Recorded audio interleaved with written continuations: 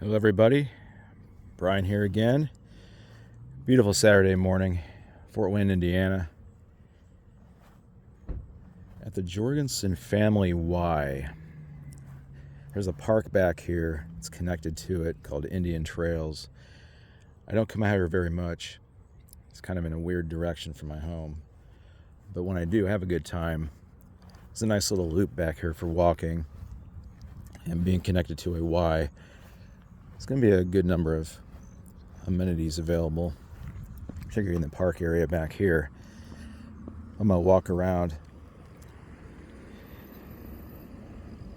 I'm going to take this loop back here, come back around the other side of the Y. Got out here kind of early today. It's about 8 o'clock or so. Got a semi-busy day today. Later on, my wife and I are going to go up to it's a little town by a lake. We're going to have dinner there. Even though our wedding anniversary is tomorrow, we're going to celebrate it today. And a couple ducks over there.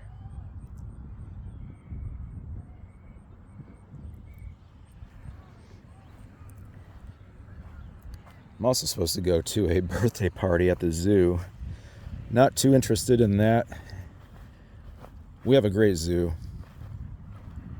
And I talked about that a little bit in another video, but when I got married, and this was back in 2003, my wife and I were kind of developing things we could do together and stuff we can get into and kind of develop over time, return to as familiar haunts, if you will. And the zoo is one of them. We would get a family pass, just the two of us. It'd be, relatively cheap, not too bad.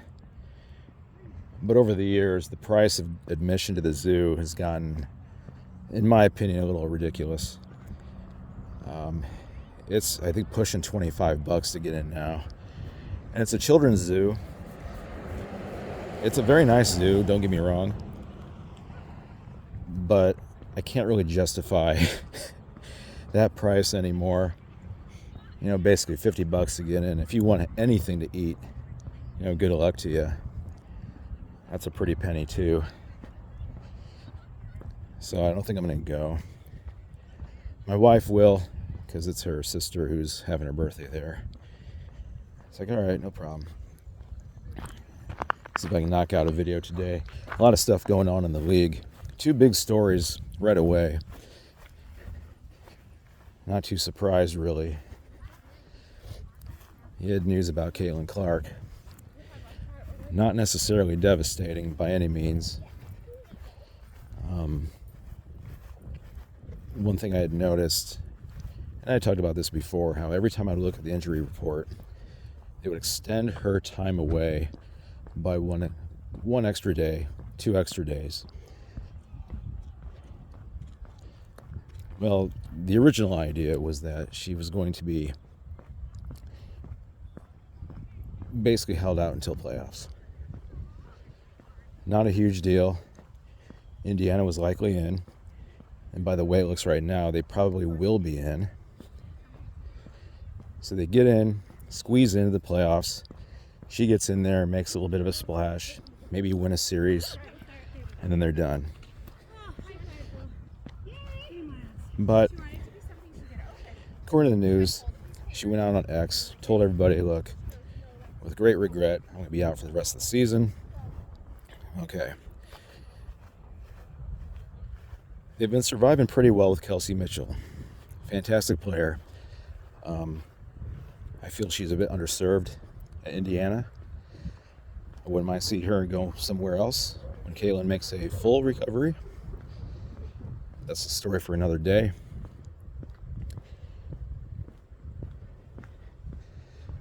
I'm kind of pausing here because this playground is incredible. Just beautiful.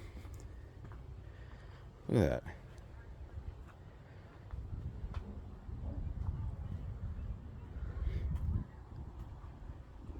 Man, if I were a kid, I'd be living it up right now. Gee whiz. I don't walk up here much. Don't have a reason to. Don't have any kids. Never had any kids. If I did, I have a feeling we'd be spending a lot of time here. So I can get back on the trail over here.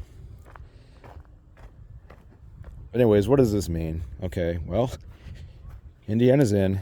They're probably going to be a 7th seed. I think the battle's going to come down to Seattle and the Sparks. Not a terribly interesting battle considering the Sparks have a really, really nasty remainder of their schedule. 3 games remaining, 2 against the Aces. That's enough. I think, at best, I think they can pull out maybe 1 win against their 3rd opponent in that string. Offhand, I don't remember who that is. It may be the Sky. But if they go 1-2 remainder games, they're not going to get in. Seattle, I think, has 1 game remaining. And Indiana has, I believe, 2.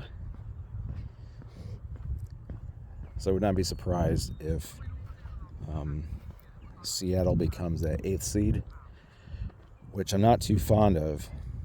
Given the choice, I'd rather Minnesota take on Indiana right out the gate. But I don't know. Seattle's one of those strange teams that on one night they could just be shooting lights out. And the next night they're just laying an egg. They did that against Minnesota. They're a tough team to figure out. And I don't think it's a case of just being, okay, you're at home, doing well, away, not so well. I don't think it's that. It seems to me that Skylar Diggins has this on-off switch. Some nights he's like, okay, flip it on, here we go. Other nights, nope, not do so well. So we'll see on that. The Aces, if you noticed, since that embarrassing loss to the Minnesota Lynx, gone 13-0. They're probably going to win out. They're going to end the season on basically a 16-game winning streak going into the playoffs. Clearly, MVP frontrunner has got to be Asia Wilson at this point. I don't think there's much debate on that. I think Collier's injury put a damper on her hopes. I know she's not happy about that, but Lynx and the Aces just played a couple nights ago. That was a game, by the way. My wife asked me if I was going to watch that. I was like, nope. I don't even want them to play that. I don't even want to see any of the starters playing that game. It's a pointless game for the Lynx. It does nothing for them as a team. However, because Collier is and I say this as lovingly as possible, because she is an overachiever. She is, I feel deep down she wants a lot of accolades. I think she's making a push for MVP. And I don't think she really liked that time off. I wouldn't have been surprised if she had said, you know what, I am injured, but I'm going to play. But I'm glad she didn't. It's better to err on the side of caution in that case. Given her injury, I feel that was probably the right decision. Roughly 2 weeks. These little blackbirds over here. Yep.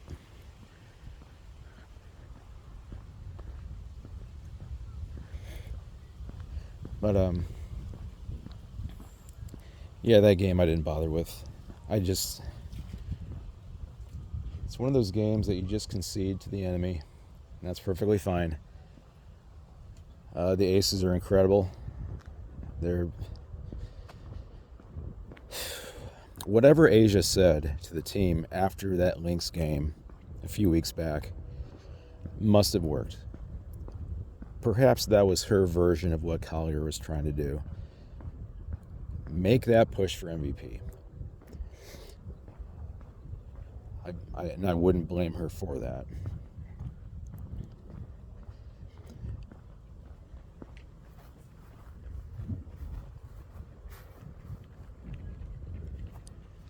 There's a jogger behind me. Let them go.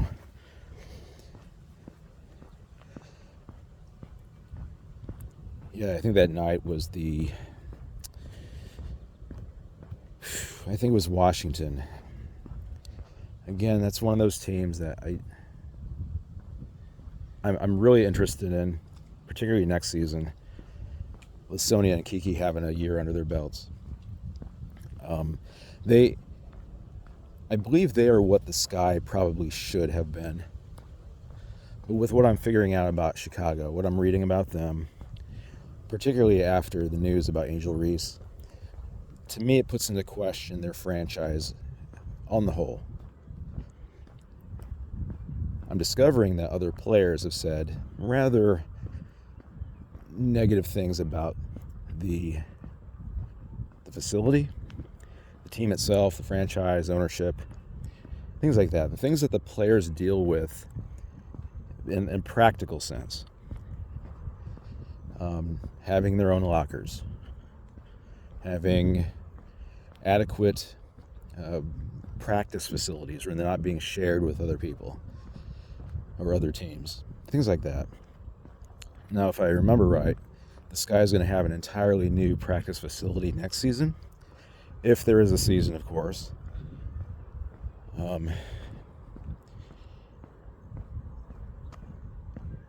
That's part of it. I can't shake this feeling that they might need to look beyond Tyler Marsh.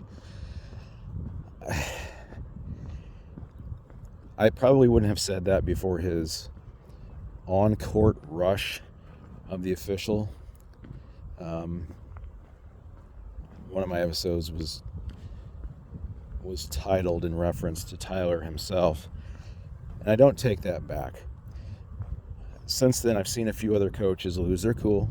Nate Tibbetts of Phoenix did the same thing. He didn't rush the court, but he cost his team a couple points, or a point, I should say.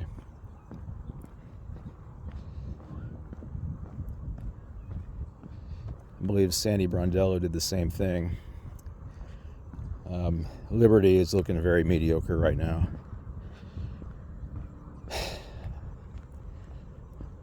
I get that it's a passionate game.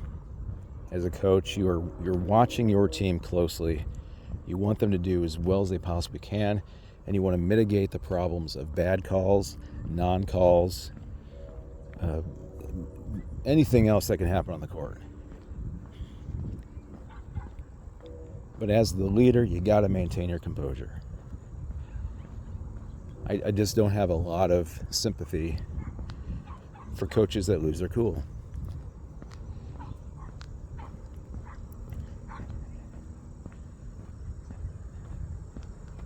So we're approaching right now the backside of the park.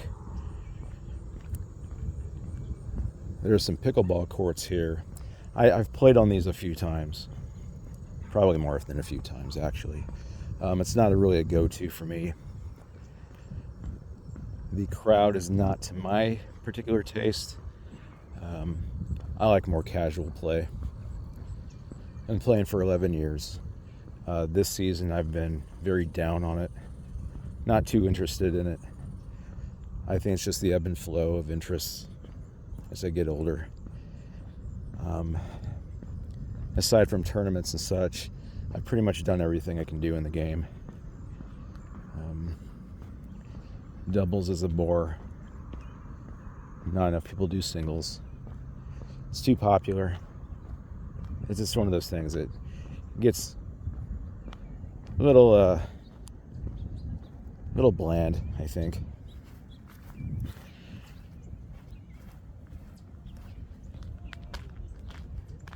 Kind of drawn to these geese over here. You know what? I'll tell you what. I hate geese. They are some of the dirtiest animals. They're all over the place. They come into our housing addition. I mean, a group like that back there, it's hard to see, I know. I'm not going to zoom in. It's not really worth it. But whenever I see a group like them, I think about all the messes they leave in our neighborhood. Their houses, driveways is covered in goose poop. It's gross. They get in the road. They walk slowly across the road. You have to wait for them. They're not flying. They got wings. Move it. Not particularly nice animals either. Fairly tolerant of humans, but they don't waste any time hissing at you if you get too close. They're an invasive species, by the way, straight from Canada. Not our birds, but what can you do? I got a runny nose because it's about 55, 60 degrees right now. Actually, it feels pretty good out here. There's the courts. Hard to see because of the banners. But, yeah. Anyways, out of the rabbit hole. Back to the sky, back to the WNBA. It will be interesting to see how the league progresses with the newfound popularity. I'm not sure exactly where the popularity is located. I don't know if it's necessarily a bigger fan base, if it's just more media coverage. Because where I'm seeing most of the action is, for example, last night, last night, the nightly news, mainstream nightly news, they had broken news that Caitlyn announced being out for the rest of the season. How often do you think they talk about the WNBA in general? Not very often, because it doesn't move the needle. But for someone like me, who just by virtue of watching a single game on a random weekend day, found that, hey, there's more to this than I had given it credit for. And I kept watching and I enjoyed it. And I still do today. I have my issues. Supporter, but critical. But I do enjoy it. Now, for someone who doesn't really watch, what does it really mean? Does it mean anything at all? I'm not sure. Outside of Indiana, what's the Caitlyn pull? Well, Iowa, okay. Great state of Iowa. Maybe they care. Maybe they still have fondness for her. Chances are they do. But on the whole, is this really national news? And if it is, why? What's the statement really? Is the statement that the WNBA is still a floundering league, and we're not going to talk about it until our main star, no matter what's going on in the league, no matter how powerful Asia Wilson is right now, no matter how reliable Nafisa Collier is right now, no matter how enjoyable it is to watch Paige and Sonia play, it's Caitlyn who moves the needle. Is that the only way they're going to allow themselves to talk about the W? Seems like that is the case. And to me, I'm frustrated. And I don't even dislike Caitlyn. What I dislike is this magnetism to her from those who don't care. And it finally dawned on me why all the old heads, all the long-standing members and players of the league were frustrated when she popped into the league. That wave was immense. It didn't necessarily sweep me up. I'd gotten in before the storm. But for a lot of people, it really swept them in. Selling out arenas, moving games to different locations. And then the lie about keeping Caitlin off the Olympic team because they felt Paris didn't have an appropriate venue for the games. It's just unreal. That was a failure on the league's part, by the way. If you're playing with house money, you better spend it. Otherwise, you're going to lose it. I cannot believe it. I'm pausing right now because what I see ahead of me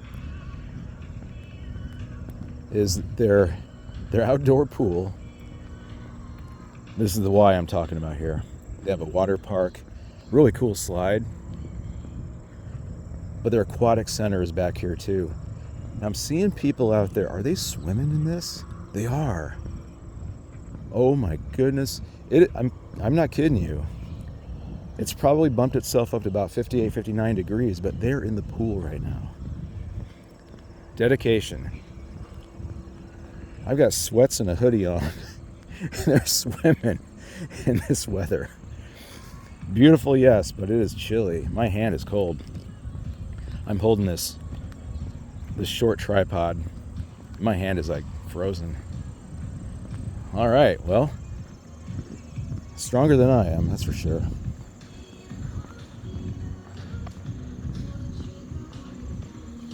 Got some music over here. I'm sure that's gonna trigger some sort of YouTube warning. Oh, watch out, you're playing music.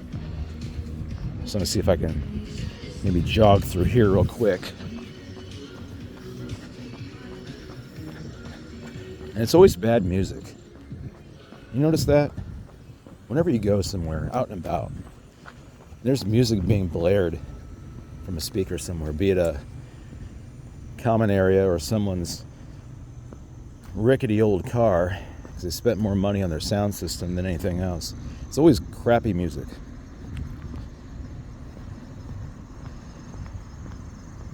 I gotta segue into this for a second. So where I work in an elementary school. I do help out with lunch service. That's part of my task.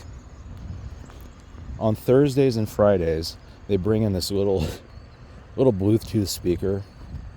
I call it little, but it's one that you have to kind of carry by handle.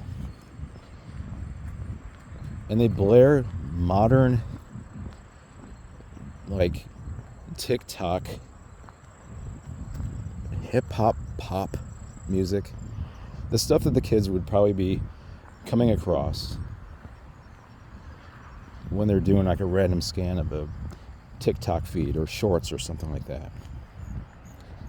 And they play it so loud.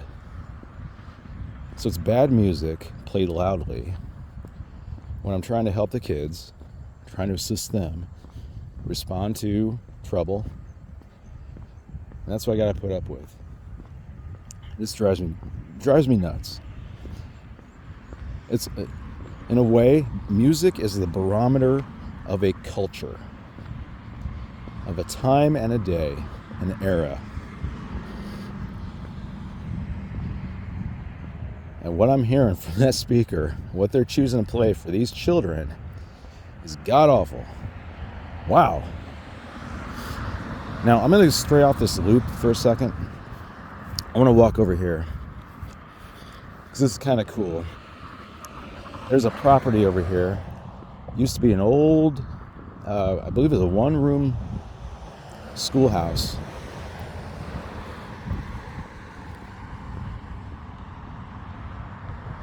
I think it's really cool.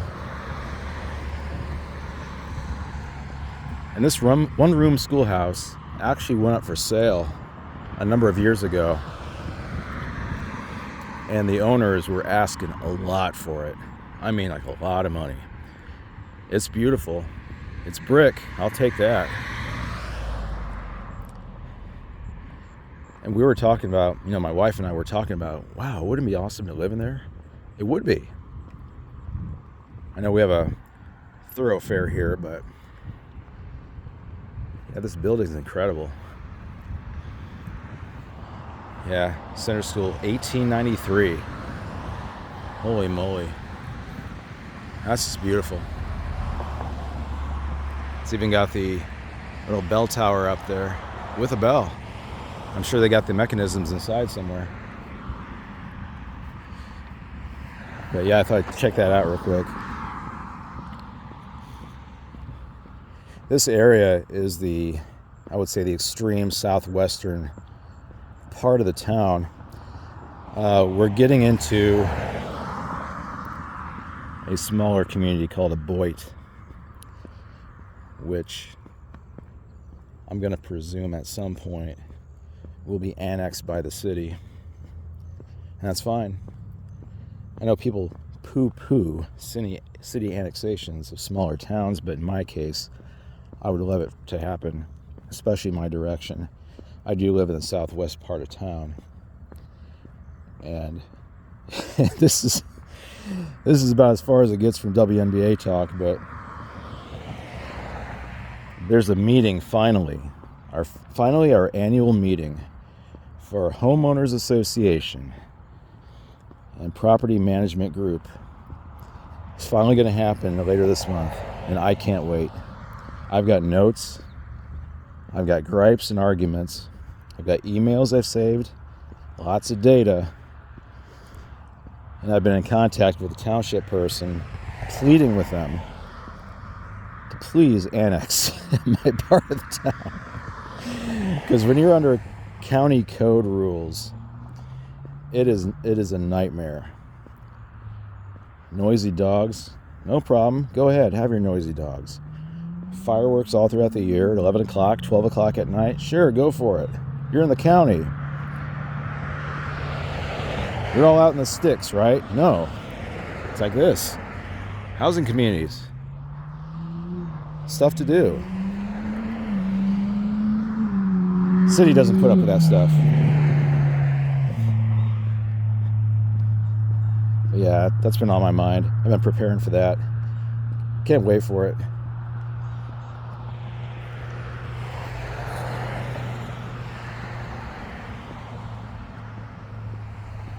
So I'm kind of getting back to where I'd begun. Probably won't be a terribly long video. I'm looking at about half hour right now. I want to talk a little bit about next episode. Oh, by the way, one thing I didn't mention about Angel. If you haven't heard, she made some comments that were detrimental to the sky. Not too surprised. Remember, she is unapologetically Angel. But she did apologize for those statements afterwards. So perhaps she is a little apologetic when she's called out on her crap. And as you know, I do support Angel. I do. I think she is a rough diamond in desperate need of cleanup and cutting and molding into a rather beautiful piece of jewelry, which she will be. She just needs to get over this weird me first sort of thinking that she's been carrying. Now, what I will give her credit on is that she's been toning it down. Believe it or not, she has. Versus last season, everything was about her versus Caitlyn. That's all it was. And that show, her podcast, the one I referenced, where she's surrounded by 84 cans of Olipop, that was a we talk commonly about, it's train wreck television. It really was. The interviews were terrible. Her guests did nothing but massage her.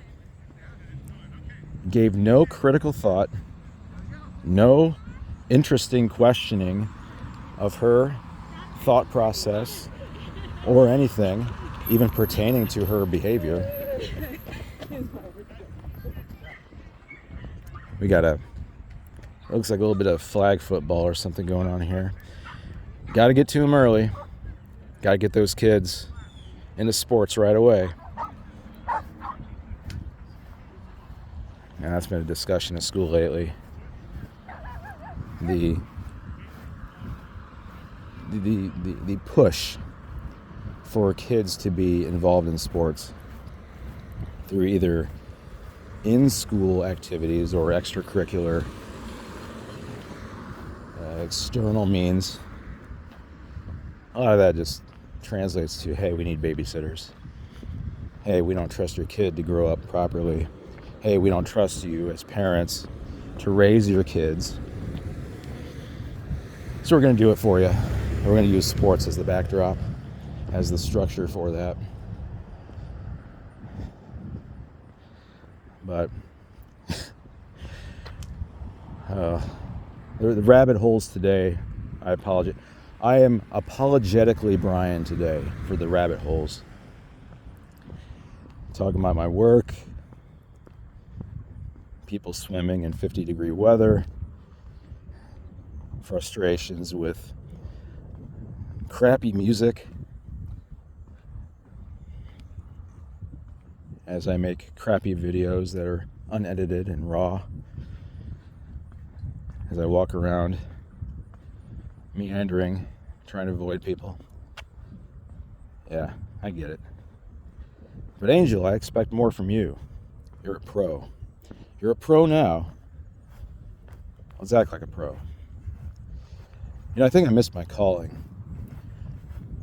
If you remember a few years back, I want to say maybe 3 or 4, possibly 5, maybe even longer. I don't know. In the NFL, there was Antonio Brown, wide receiver for a few teams, Steelers for one. He was going through just a lot of weird behavior, strange behavior. He was reckless, getting in trouble. He had basically frostbitten his feet in a cryogenic chamber because he didn't want to wear the proper footwear. Saying some weird things, doing some weird things. If anybody could have used a sports psychologist, probably would have been him. He probably could have saved his career, saved himself a lot of grief and trouble. I'm looking for frogs right now. I know, compelling, right? But to have someone with a team travel with them and say, look, get your act straight. Get your head on right. Think about your team. Think about your future. Think about your career.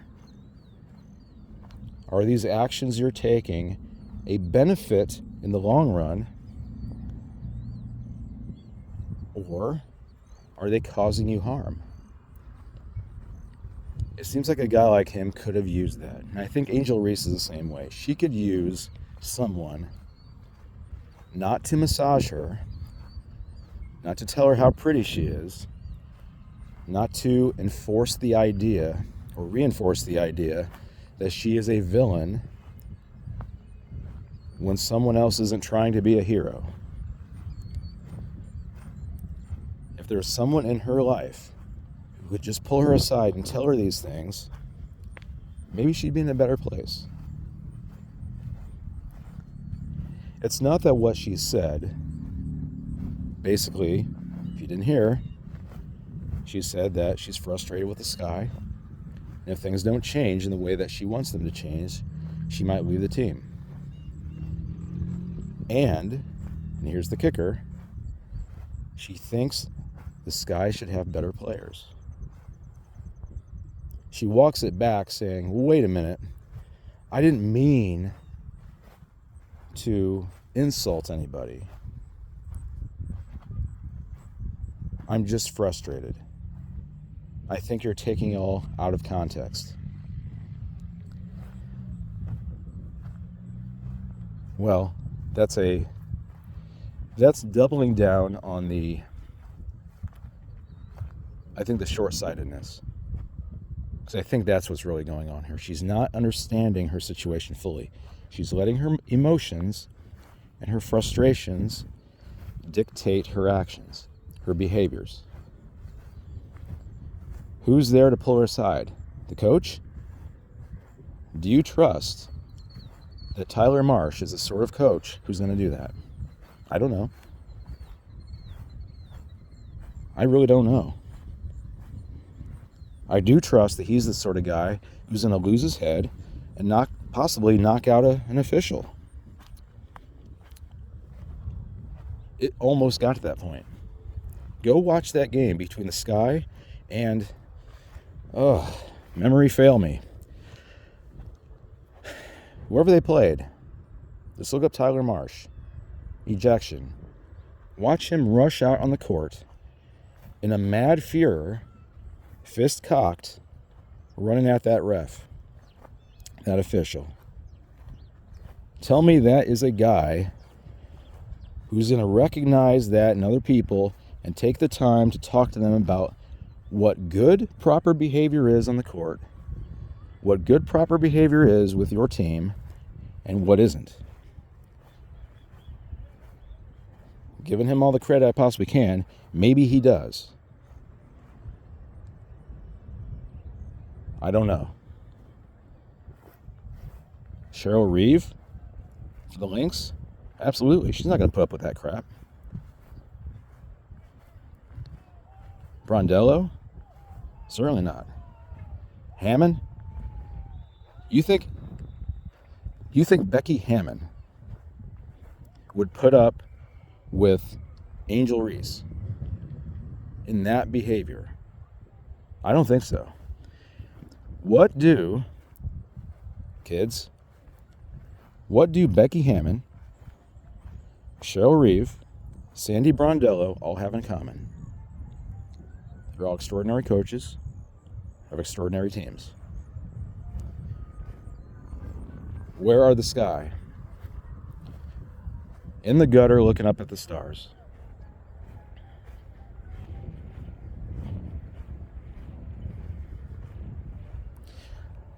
Here's what I would say. Angel Reese probably should leave the Sky.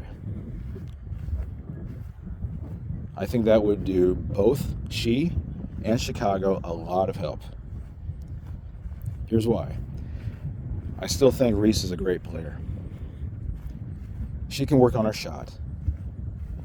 Give her time, people. All of you out there who slam her left and right for not making shots, okay, I get it. I did too. But I also watch the games. You don't. You wait for your clips to pop up, you mold them into position, and then you pounce. I've watched them all. All I need to say is butter pecan, and you know what I'm talking about. Look it up. But it helps Chicago in the sense that if she is truly a mess, then certainly you want to extract that tumor from your healthy body, right? Okay. Let's see what Chicago does. But to me, it helps Angel in the sense that if she really does just need guidance, if she really does just need that swift kick in the backside to get her going, she should go to one of these top tier teams.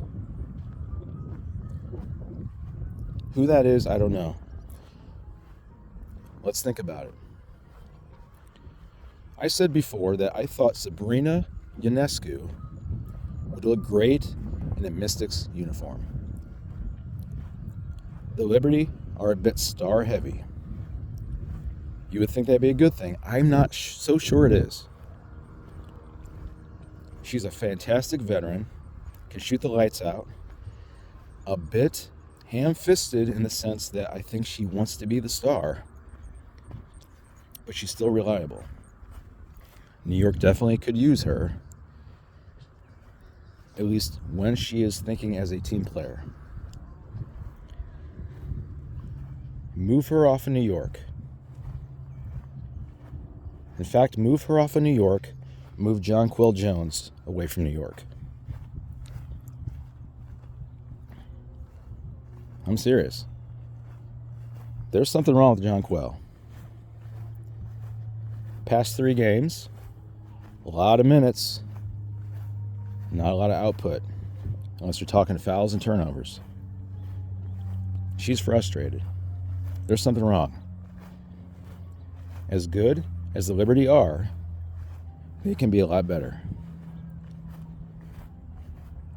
My entire fear for Minnesota, because I want them to win. That's my team. I want them to win. My entire fear was facing the Liberty.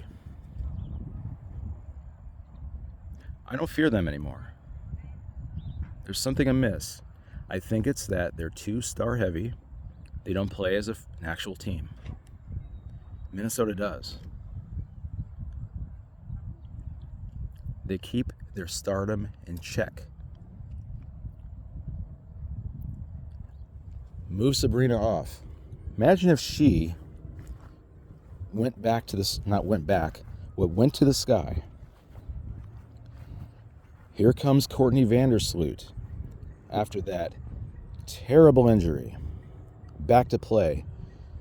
Sabrina, Courtney on the sky. If Tyler's still there, okay, he's got a reliable 2-set. Sabrina and Courtney running the show. Got Cardoso. Youngster Van Lith. Got other role players too. They've got pieces. They just don't have the glue. Maybe Sabrina doesn't go to the Mystics. Maybe she does go to the sky. Reform with Courtney. Angel leaves. Jonquel Jones, where she goes, I don't know. Probably not back to Connecticut. Maybe Angel goes to the Liberty. Okay, now she has a reliable coach to keep her in check. A reliable franchise where she can start season 3 on a new note, a new team, new location, new point of view.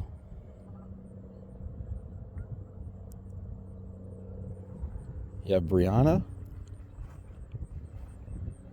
Natasha. Remember, I thought they should headline their team. Not Sabrina, not Jonquel. They're doing pretty well, if you haven't noticed. Add Angel. Now you got that threat under the basket. Working on a shot, but getting an incredible number of rebounds. When rebounds mean points, both defensively and offensively. Watch out. You get Angel in the Liberty. Whoa. That'd be incredible. But wherever she goes, Angel needs a new mindset, new location, new train of thought, and someone there to keep her in line.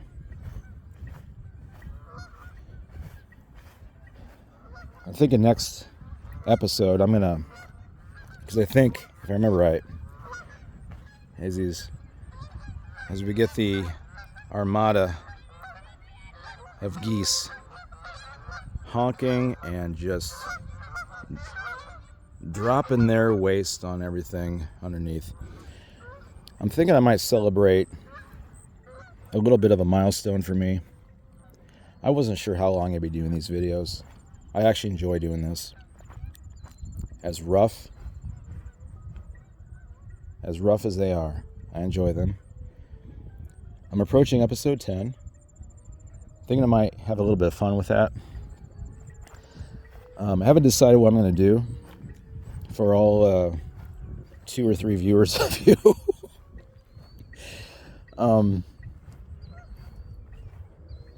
But I like to have fun with it. I'll put that in the title when that comes up, I think. But for this one, I think I want to end on that Angel Reese note. She needs good support. Not continuous battering from the internet warriors. And those tried and true WNBA fans who just really love that league so much that they care about Angel. They want her to be so good. No. If anything, what Angel represents to them is a chance at battering that league even further. I get it. I see it and I hear it. It's sad. I should know. I was one of those people. Have a great remainder of your day. I will see you soon. Maybe sooner than I think. Take care.